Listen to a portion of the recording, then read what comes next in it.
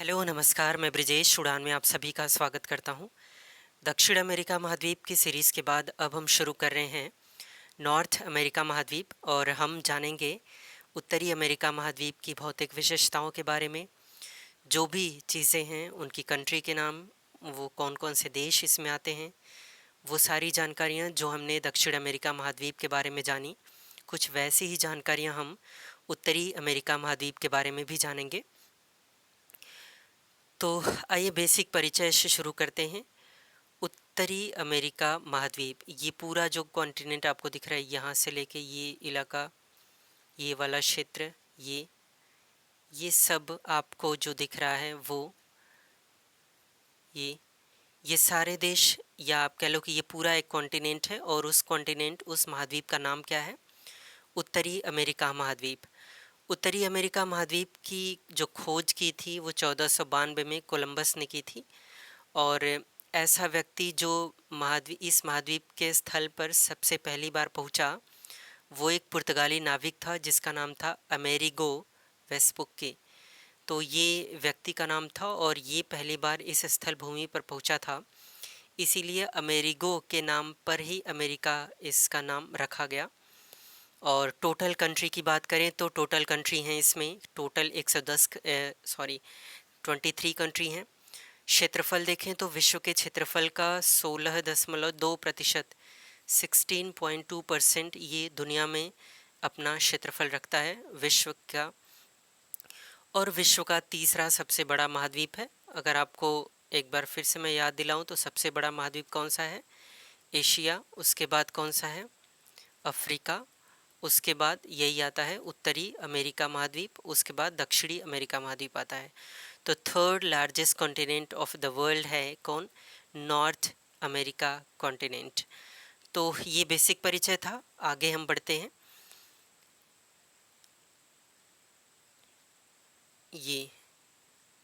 ये है उत्तरी अमेरिका महाद्वीप। सबको मिला के हम बोल रहे हैं उत्तरी अमेरिका महाद्वीप।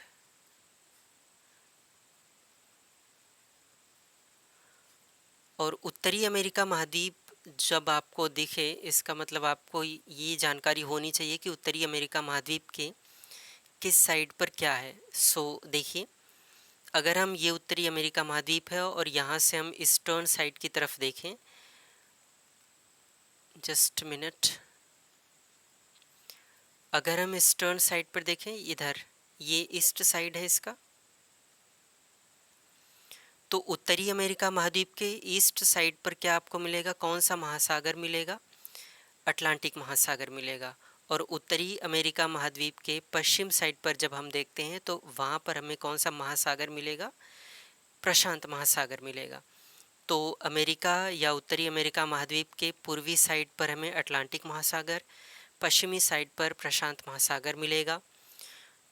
उसके अलावा छोटी छोटी जो खाड़ियाँ हैं या सागर हैं, इन्हीं के हिस्से हैं, उनको भी जानना ज़रूरी है क्योंकि सवाल वहाँ से बनेंगे। तो आइए शुरू करते हैं, देखते हैं कहाँ से हम शुरू करें। यहाँ से शुरू करते हैं।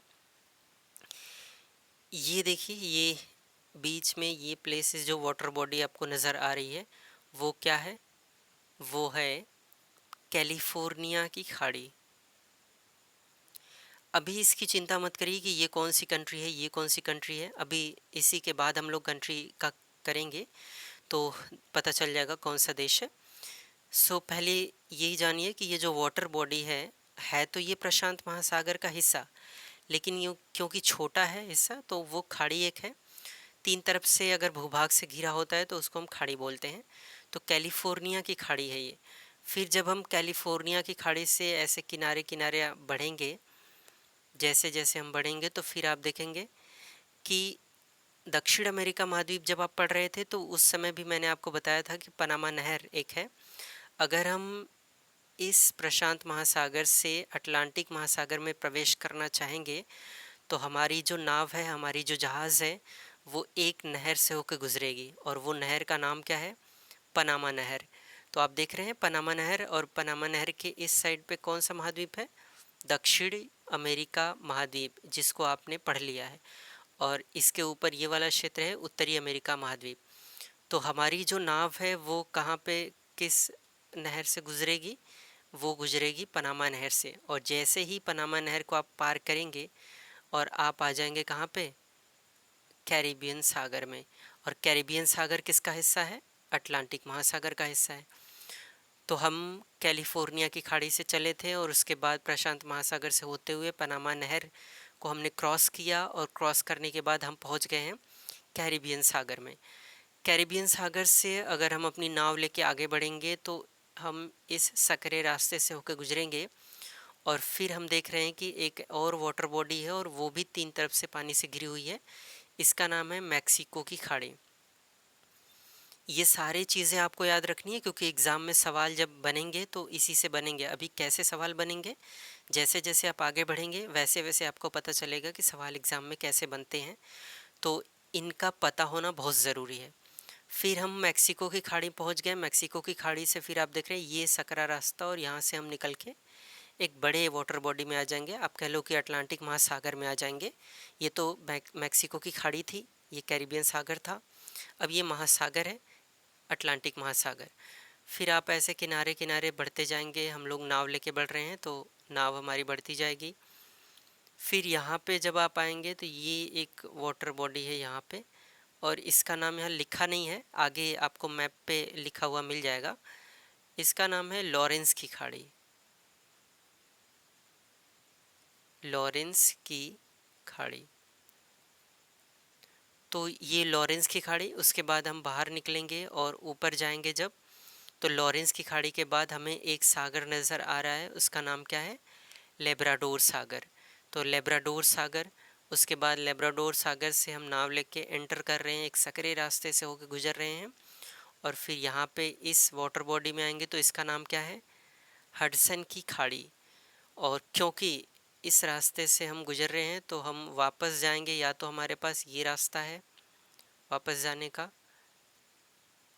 और या तो हम वापस जिस रास्ते से आए थे उसी रास्ते से वापस जाके फिर इधर से चलते हैं। तो जब आप इधर से चलेंगे तो फिर एक खाड़ी में आप पहुँचेंगे जिसका नाम क्या है, बेफिन की खाड़ी। तो आप देख रहे हैं यहाँ पे थोड़ा सा है, वो है लेब्राडोर सागर। उसके बाद आगे अगर सीधे आप चले जाते तो बेफिन की खाड़ी में। उसके बाद अब जब आप आगे बढ़ेंगे तो आपको मिलेगा यहाँ पे ये वाले हिस्से की तरफ, ये है ब्योफोर्ट सागर। और ये आप पहुँच चुके हैं किस महासागर में, आर्कटिक महासागर में। देखिए, अगर मैंने आपको पहली क्लास में बताया था कि महासागर कौन कौन से हैं और किधर हैं, तो आप पहली क्लास में जाके भी देख सकते हैं कि महासागर कौन से हैं। तो ब्योफोर्ट सागर आप कह सकते हो किसका हिस्सा है, आर्कटिक महासागर का हिस्सा है।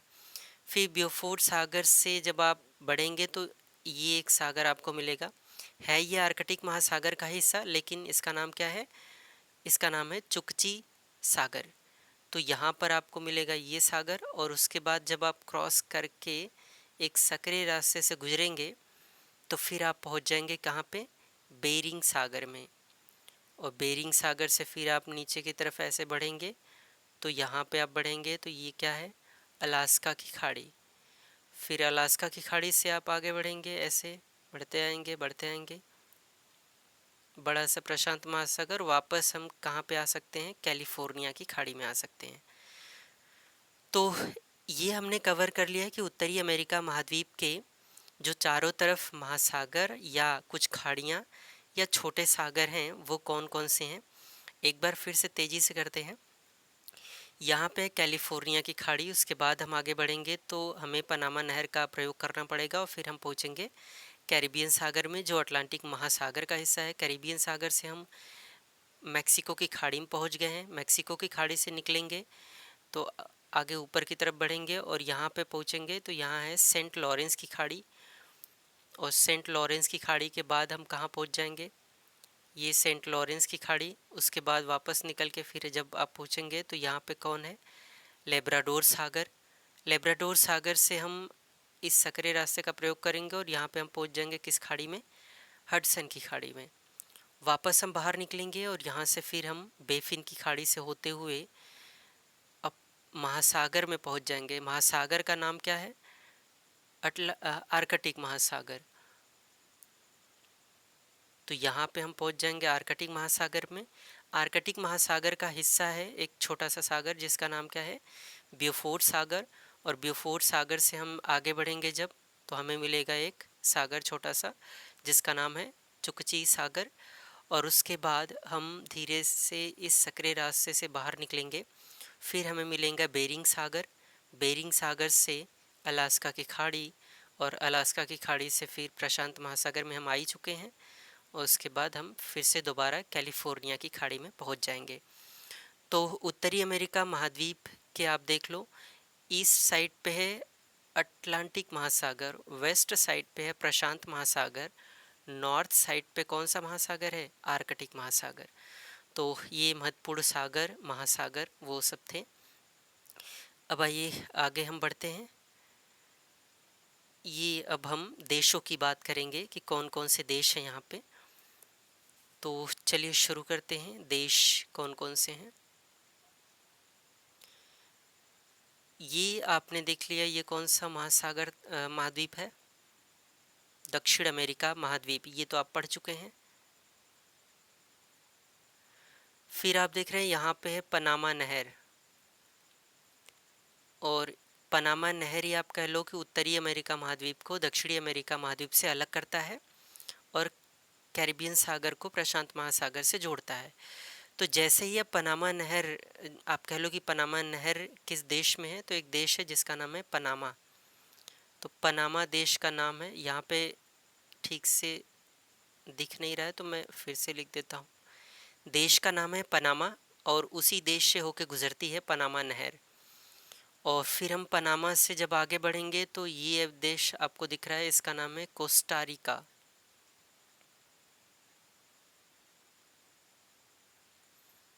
ये है कोस्टा रिका। इन सब देशों के नाम आपको याद होने चाहिए। और एक और चीज़, पनामा जो देश है आप उसको थोड़ा सा देखिए, क्या आपको नहीं लग रहा है कि पनामा देश की सीमा इधर कैरिबियन सागर से भी लग रही है और इधर प्रशांत महासागर से भी लग रही है। तो ये भी ध्यान रखना है कि किस देश की सीमा किस महासागर से या सागर से लग रही है।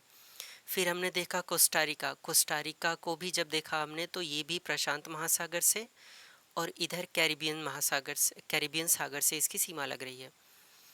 उसके बाद है यहाँ पे जो देश दिख रहा है आपको, ये है निकारागुआ। निकारागुआ, यहाँ से इसकी बाउंड्री अलग होती है ये। तो ये निकारागुआ है। उसके बाद इस साइड पे आप देखें होंडुरस, इसका नाम है होंडुरस, और इसकी सीमा सिर्फ कैरिबियन सागर से लग रही है, जबकि निकारागुआ की सीमा दोनों से लग रही थी, प्रशांत महासागर से भी और कैरिबियन सागर से भी। फिर यहाँ पे एक छोटा सा देश है, यहाँ पे यही, और इसका नाम क्या है, एल सेल्वाडोर। एल सेल्वाडोर छोटा सा देश है यहीं पे, और इसकी सीमा सिर्फ किससे लग रही है, प्रशांत महासागर से लग रही है। उसके बाद ये देखिए ब्लू कलर में यहाँ पे है, और इसका नाम क्या है, ग्वाटेमाला। तो ये ग्वाटेमाला है। और इस साइड पे जब आप देखेंगे तो यहाँ पे है बेलीज़, ये देश का नाम है बेलीज़।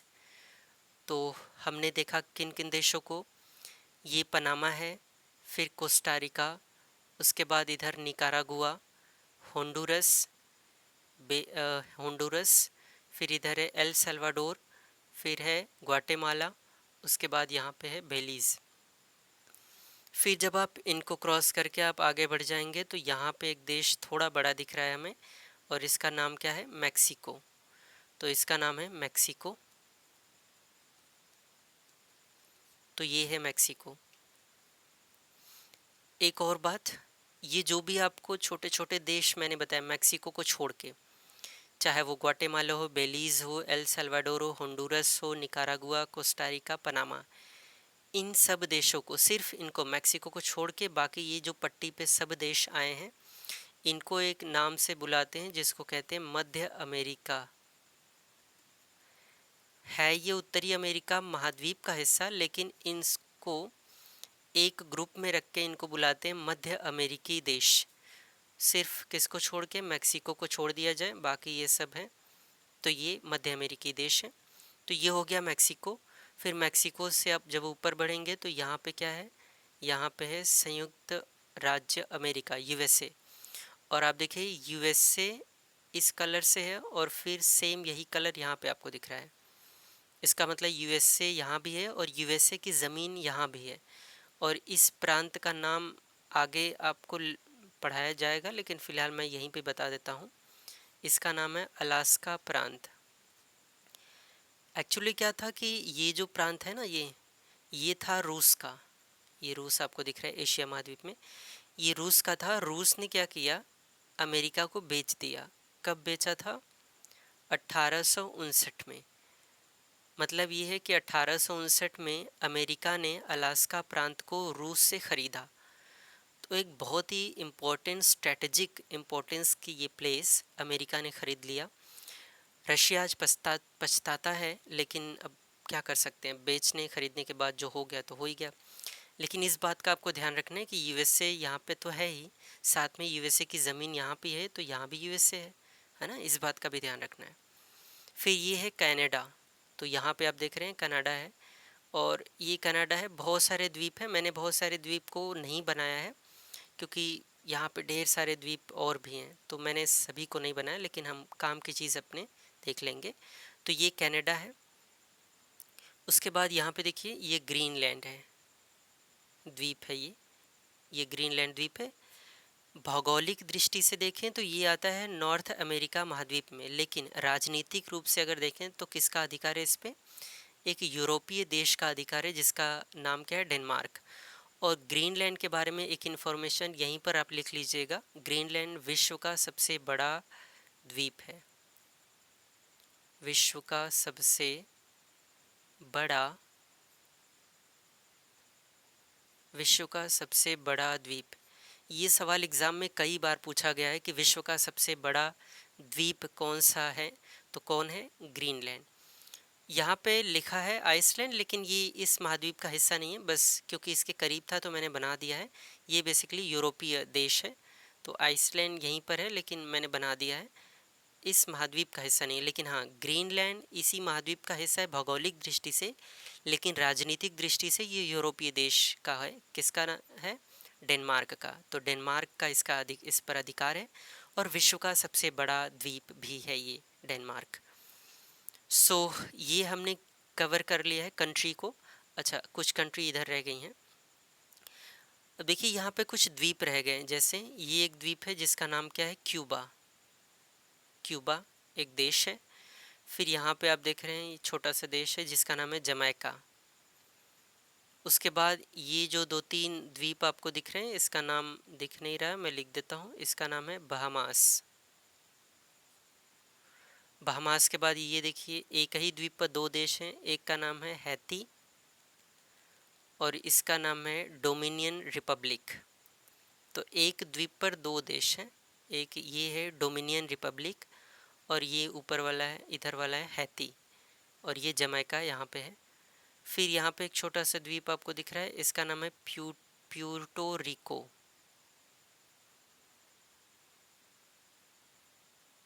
Puerto Rico. उसके बाद ये छोटे छोटे और भी द्वीप हैं, और भी इसमें बहुत सारे देश हैं, उनको एक ग्रुप में नाम लेके बोलते हैं लेसर एंटीलेस। लेसर एंटीलेस मैं यहाँ पे लिख देता हूँ, लेसर एंटीलेस। इसमें बहुत सारे देश हैं, उनके नाम भी प्रसिद्ध हैं, यहाँ पे मैंने लिखा नहीं है, तो बस आप फ़िलहाल लेसर एंटीलेस के नाम से जानिए। फिर यहाँ पे आप देख रहे हैं अटलांटिक महासागर में एक और देश आपको दिख रहा है, बरमूडा। और यहीं पर हम लोग देखेंगे बरमूडा ट्रायंगल के बारे में कि बरमूडा ट्रायंगल इसी के आसपास है, और इसके आसपास कोई भी जहाज़ इधर से गुज़र रही होती है, सब इसी में खिंची चली जाती हैं और उसके बाद उनका पता नहीं चलता है। तो बरमूडा ट्रायंगल यहीं पर आपको आसपास मिलेगा, और बरमूडा देश यहाँ पे है। इन्हीं में से बहुत सारे देशों को, या आप कह लो कि इन सब देशों को मिला के कहते हैं वेस्ट इंडीज़। तो वेस्ट इंडीज़ की जो टीम खेलती है ना, इन्हीं सब द्वीपों से खिलाड़ी इकट्ठा करके वेस्ट इंडीज़ की टीम बनाई गई है। तो ये सब देश थे, और उम्मीद करता हूँ आपको अच्छे से समझ में आया होगा। और उसके बाद हम करेंगे राजधानियाँ, उसके बाद आगे धीरे धीरे क्लासेस हमारी बढ़ती चली जाएंगी और आपको समझ भी आएगा, और लास्ट में हम लोग इसके क्वेश्चंस करेंगे. So that's all for today. Thank you very much.